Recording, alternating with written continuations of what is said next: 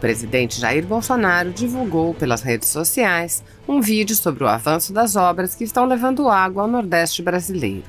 Bolsonaro disse: "Cinturão das águas no Ceará, libertando o nosso Nordeste." Assista.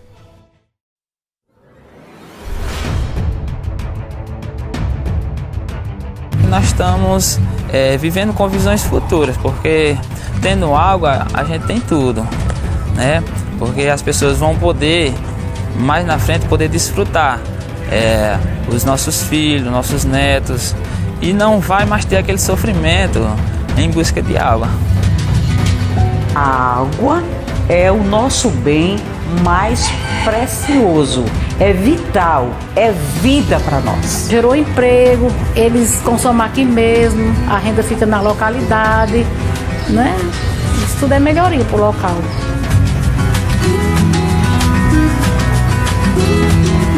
A gente fica muito feliz em trazer água para quem realmente precisa. Levar água para casa do cidadão nordestino aqui, que sempre teve carência disso. E é uma novela enorme, né, que está chegando ao fim. A água vai trazer muita felicidade para nós e para nossa família, porque sem água é ruim. E a água chegando é um recurso muito grande. Certamente uma das alegrias mais intensas que tive e a maior satisfação como administrador público, como cidadão, foi ao lado do presidente da República, Jair Bolsonaro, estávamos em Jati, no Ceará, recebendo em junho de 2020, desse ano, as águas de São Francisco, naquele estado. Quando alguém chega com um problema, criança com diarreia, adulto com problema renal, tudo isso é orientado a se comprar água mineral. Espero que nossos jovens que não necessitem de sair da localidade para arranjar emprego em outros locais, que sejam beneficiados dessa água, beneficie emprego, que eles possam trabalhar, cultivar da terra e fazer um cultivo rápido para que não seja preciso sair daqui. Geração de emprego e renda, para onde essa água está passando. O governo tem que estar sempre à disposição daqueles que mais precisam. Emancipar as populações nordestinas com obras estruturantes e dar segurança hídrica é a nossa missão.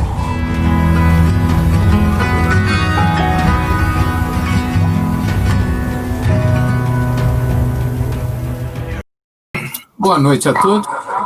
Gostaria de agradecer o convite que me foi feito para falar de um tema tão importante nos dias atuais, que é o famoso inquérito judicial das fake news. Tenho acompanhado esse inquérito desde o seu nascedor, publiquei diversos artigos sobre ele no estado de São Paulo, em outros páginas do Facebook. Eu fiquei muito surpreso quando ter visto o inquérito judicial, algo até então inimaginável, instaurado de ofício por meio de uma portaria do presidente do Supremo Tribunal Federal. E no primeiro artigo que eu escrevi sobre esse tema, eu já dizia que era um inquérito natimorto. É um inquérito que só poderia ter um destino, o arquivo.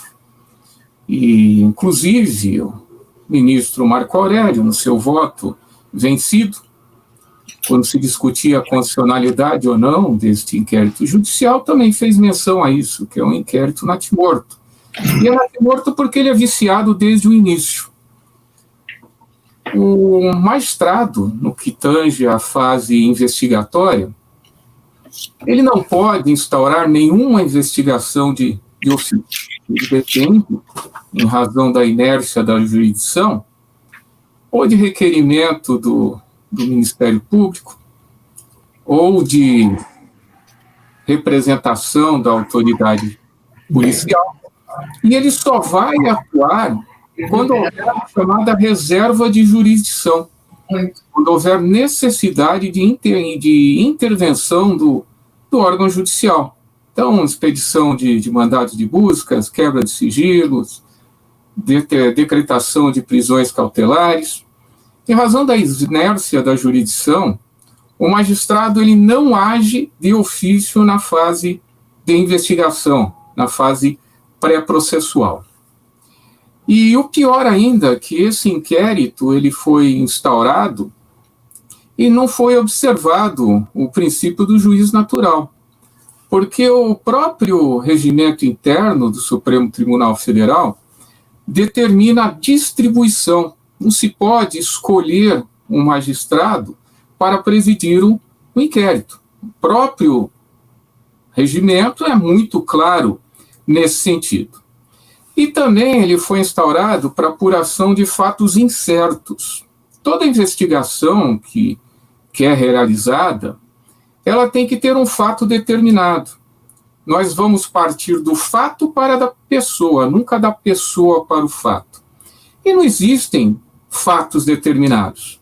À medida que fatos vão ocorrendo, a conta-gotas, eles vão sendo colocados nesse inquérito judicial, que realmente não existe, não é possível isso, nós termos uma investigação constantemente aberta que vai durar não sei quanto tempo, né? Então nós partimos de um determinado fato concreto e vamos à busca da pessoa que realizou aquele fato. E esse fato, em tese, pelo menos, ele deve constituir uma infração penal. Caso contrário, sequer pode ser instaurada uma investigação. E o pior ainda de tudo isso é que não houve intervenção do Ministério Público. O Ministério Público é o titular da ação penal pública. É ele que deveria ou proceder a essa investigação ou acompanhar, fiscalizar essa investigação que é realizada pela Polícia Judiciária, ou se Polícia Federal ou Polícia Estadual. Né? Tudo isso a depender do crime que é praticado. Então, nós temos um inquérito instaurado de ofício, uma distribuição dirigida para apurar fatos incertos, sem a participação do Ministério Público, que é o titular da ação penal pública. Qualquer tipo de investigação é destinada a ele. Promotor de justiça, nos termos da Constituição Federal, membro do Ministério Público, melhor dizendo, é o fiscal da ordem jurídica. Qualquer investigação de infração penal deve ter necessariamente a fiscalização do Ministério Público. Qualquer tipo de procedimento, de acordo com o Código de Processo Penal, exige a prévia manifestação do Ministério Público, sob pena de nulidade absoluta, já que o promotor de justiça é o fiscal da ordem jurídica, o fiscal do regime democrático. Então, não se pode, de maneira nenhuma, investigar um crime sem que haja intervenção do Ministério Público. Isso quer dizer que esse inquérito judicial é um inquérito que, desde a sua nascença, desde o nascedouro, é um inquérito que traz provas ilícitas, provas que são nulas absolutamente e não podem ser convalidadas de maneira nenhuma. Mesmo que posteriormente haja intervenção do órgão ministerial, do Procurador-Geral da República, no caso, assim mesmo, essas provas, que são provas ilícitas, elas contaminam as demais provas produzidas, que por derivação também vão ser consideradas ilícitas. E temos uma situação peculiar, inclusive. É o investigador e, ao mesmo tempo, vítima. Nós temos um juiz de direito, no caso, um ministro do Supremo Tribunal Federal, apurando crimes indeterminados, que não se sabem quais, praticados contra ele mesmo, já que se trata de um representante do Supremo Tribunal Federal. Então, a própria investigador apurando um crime contra ele praticado. E criou-se com isso também uma peculiaridade, prerrogativa de foro pela qualidade da vítima, que não existe. Prerrogativa de foro, nós sabemos, que existe em razão das funções exercidas, para a proteção daquela função que determinada autoridade exerce. Não é nem a razão da pessoa, mas a da função que ela exerce. Então, temos uma outra característica similar, peculiar, desse inquérito judicial, que é a prerrogativa de foro, de acordo com a qualidade da vítima. O fundamento empregado para esse inquérito judicial é o artigo 43 do Regimento Interno do Supremo Tribunal Federal, que diz que nos crimes praticados nas dependências da Corte contra ministros ou pessoas a ele ligados de alguma maneira, o presidente do Supremo Tribunal Federal abrirá uma investigação. Só que esse regimento interno, e esse dispositivo também, porque ele não foi alterado posteriormente, ele é de 1980, anterior à nossa Constituição Federal. Antes da Constituição Federal, nós tínhamos até, na nossa legislação processual penal, chamado procedimento judicialiforme. Por quê? Porque o Ministério Público ainda não era o titular exclusivo da ação penal pública.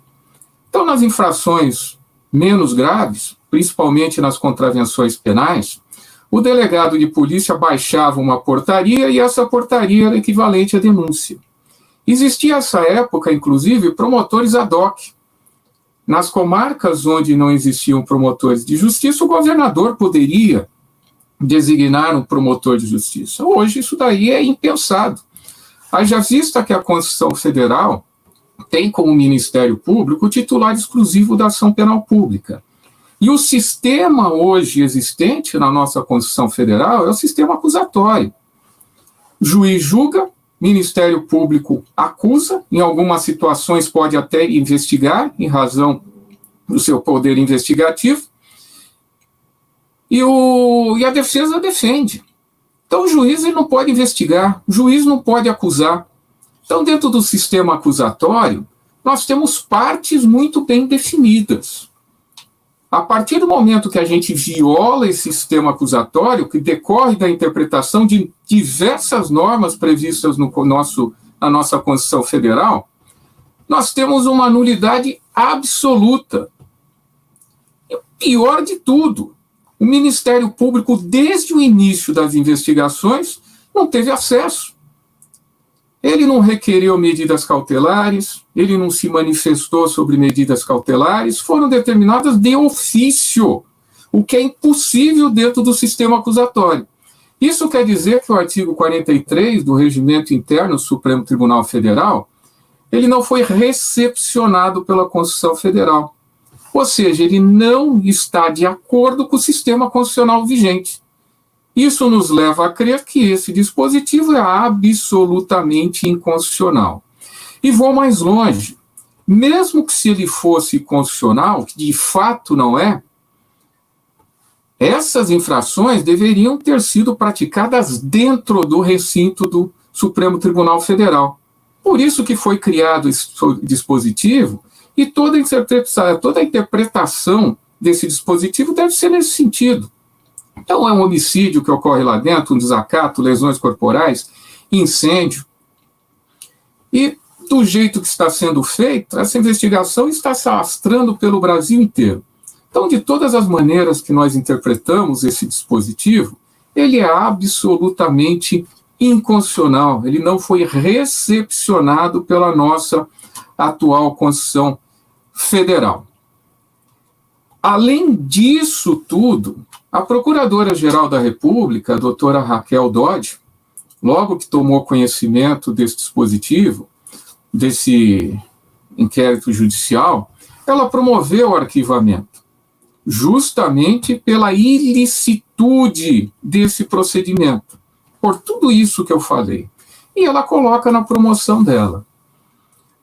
Há uma jurisprudência sedimentada no Supremo Tribunal Federal de que quando o Procurador-Geral da República, nos crimes de competência originária do Supremo Tribunal Federal, quando ela promove o arquivamento de um procedimento, é a última instância. O Supremo Tribunal Federal, a única coisa que pode fazer é arquivá-lo. Por quê? Porque o Ministério Público é titular da ação penal pública e não existe um controle do arquivamento feito pelo Procurador-Geral da República.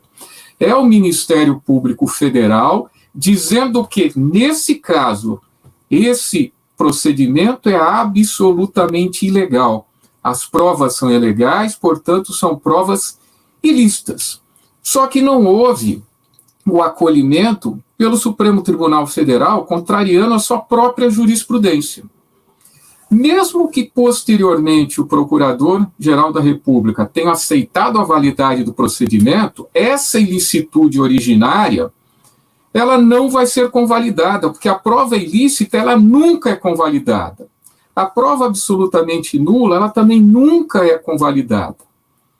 Isso quer dizer que, a posterior acompanhamento desse inquérito pelo Ministério Público não vai convalidar as provas ilícitas já existentes. Por isso que eu disse que ele é um inquérito natimorto. Porque a única solução existente numa situação dessa é o arquivamento. Quando ele chegar na ponta, quando ele chegar para os procuradores da República ou para os promotores de justiça, a depender do crime que foi praticado, a depender se a competência da Justiça Estadual, da Justiça Federal, eu não sei, porque eu não conheço os autos, o procurador ou o promotor que está lá vai analisar e vai falar, não, peraí, essa prova aqui é absolutamente ilícita. Ela não pode ensejar a propositura de uma ação penal. Mesmo que posteriormente o atual Procurador-Geral da República tenha entendido pela validade, já houve a promoção do arquivamento pelo Ministério Público Federal, à época representado pela doutora Raquel Dodge. O Ministério Público já se manifestou. E o Ministério Público é o titular da ação penal pública. Quem vai decidir ou não se propõe a ação penal é o Ministério Público. Se já houve a manifestação dizendo que a prova toda é ilícita, e essa ilicitude, pela teoria dos frutos da árvore envenenada, e até pelo nosso atual Código de Processo Penal, contamina as demais provas produzidas, que não podem ser admitidas no processo. Essas provas aí, elas são absolutamente, mais do que nulas, elas são inexistentes, porque, segundo a professora Ada Pellegrini de Nover, a prova ilícita é uma não prova. É uma prova que não existe no mundo jurídico, tanto que sequer ela pode fazer parte do caderno processual probatório.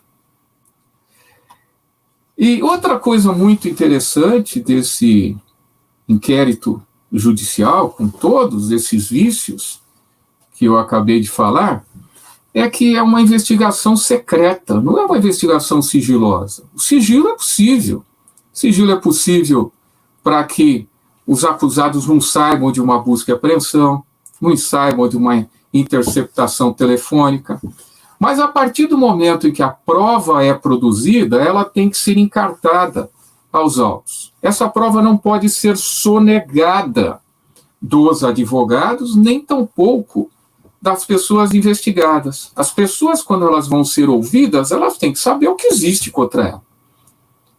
E pelo que tem sido dito na imprensa, isso não ocorre. E a súmula vinculante, número 14 do Supremo Tribunal Federal, diz exatamente isso que eu acabei de falar. Quando a prova é encartada ao procedimento, o advogado tem o direito constitucional de analisá-la. E ele tem o direito de verificar todas as provas que devem ser utilizadas na sua defesa. Não pode ser restrito, entregar parte de um procedimento para ele. Por quê? Não tem condição de saber o que interessa ao cliente dele.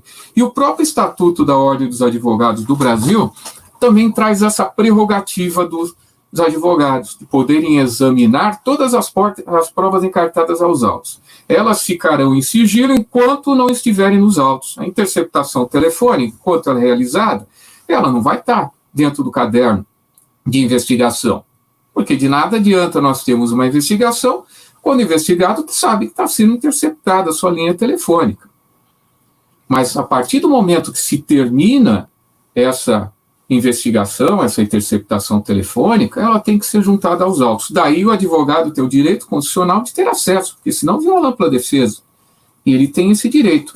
No caso do Ministério Público, nunca as provas lhe podem ser sonegadas. Nunca. Por quê? Porque ele é o titular exclusivo da ação penal pública. A prova vai ser produzida para ele. Tanto que, de acordo com o Código de Processo Penal, toda vez que o juiz vai fazer alguma coisa, dá vista dos autos do Ministério Público. Para falar de busca e apreensão, para falar de testemunha não encontrada. e é o promotor de justiça na fase de investigação que vai requerer ao juiz de direito a produção das provas, na qual haja reserva de jurisdição, busca e apreensão, quebra de sigilo, decretação de prisão, e o que seja, né, medidas cautelares. O juiz não pode agir de ofício em razão da inércia da jurisdição. E esse inquérito, ele violou tudo isso, porque nós temos uma investigação instaurada de ofício por um magistrado, cuja distribuição foi dirigida para um ministro, no qual se apura crimes praticados contra eles próprios, são as próprias vítimas, no qual se criou a prerrogativa de foro, de ser apurados fatos contra essas vítimas no Supremo Tribunal Federal, sem a anuência, sem a fiscalização do Ministério Público, que não teve acesso aos autos, pelo menos as provas produzidas, pelo menos no início. Depois parece que houve a aquiescência do Procurador-Geral da República, só que aquelas provas produzidas sem a fiscalização do Ministério Público, sem o requerimento do Ministério Público, elas são totalmente ilícitas. Então, todas as demais provas que forem derivadas também serão consideradas ilícitas. Isso quer dizer, ouvintes, que nós temos um procedimento, como dito pelo próprio ministro Marco Aurélio, natimorto. Ele tem tantos vícios, ele subverte de uma maneira tal o nosso sistema processual, que ele só pode ter um destino, que é o arquivo. Respeito muito os ministros do Supremo Tribunal Federal, todos eles, pessoas dignas, pessoas honradas. Eu vou, óbvio, acatar o posicionamento da Suprema Corte. Ordem judicial a gente acata. Mas eu não sou obrigado a concordar com a fundamentação. Tá? Efetivamente, eu não concordo com a fundamentação que foi utilizada. Por um simples motivo. Interpretou-se a Constituição Federal de acordo com o regimento, e não o regimento de acordo com a Constituição Federal. O regimento interno do Supremo Tribunal Federal, para efeito de seus procedimentos internos, ele é considerado lei ordinária. E nós interpretamos uma norma infraconstitucional de acordo com a Constituição Federal, e não a Constituição Federal de acordo com uma norma infraconstitucional. Então, devido ao tempo que é bem escasso, eu encerro por aqui. Muito obrigado.